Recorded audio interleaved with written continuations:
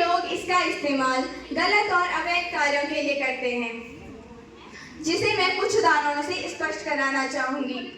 जब अधिकतर लोगों को इसके बारे में जानकारी नहीं थी, तो हमारे फ़ोन पर एक अनजान नंबर से कॉल आकर वो हमसे ये कहते थे कि वो हमारे बैंक से बात कर रहे हैं और वो हमारे बैंक की सारी पर्सनल डिटेल्स लेके और हमारे बैंक खाता खाली करके अपने बैंक में ट्रांसफ़र कर देते थे। लेकिन अब इसमें काफ़ी और चीज़ें भी ये लोग कर रहे हैं, जैसे कि अब हमें एक अनजान नंबर से कॉल आके ये कहा जाता है कि हम पुलिस से हैं और हमारे किसी चहेते के हमारे किसी खास का नाम लेकर ये कहा जाता है कि इन्होंने कोई अपराध कर दिया है और अगर हम इस केस को आगे नहीं बढ़ाना चाहते हैं तो हमें उन्हें जो रकम वो कह रहे हैं हमें वो देनी पड़ेगी। जिससे और आर्टिफिशियल इंटेलिजेंस का कमाल तो ये है कि वो बिल्कुल उसी तरह से जो हमारी खास है उनकी आवाज़ में वो बात हमारे कानों में आती है।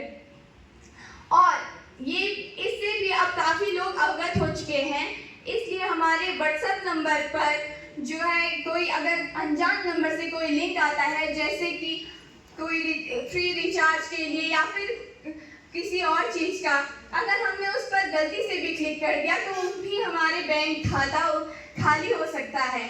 और अगर किसी अनजान नंबर से हमारे व्हाट्सएप नंबर पर वीडियो कॉल आता है और वो हमने उठा लिया तो उसमें हमारी शक्ल अगर दिख गई तो वो हमें ब्लैकमेल कर सकते हैं।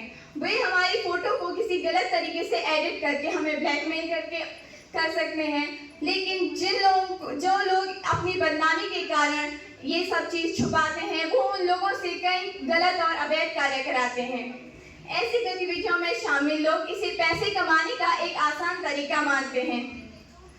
और कई कंप्यूटर साइंटिस्ट ने यह भी कहा है कि आर्टिफिशियल इंटेलिजेंस खुद को इस हद तक सुधार सकता है कि वो मानव के नियंत्रण में ही नहीं रहेगा, जो कि ह्यूमन रेस का अंत होगा।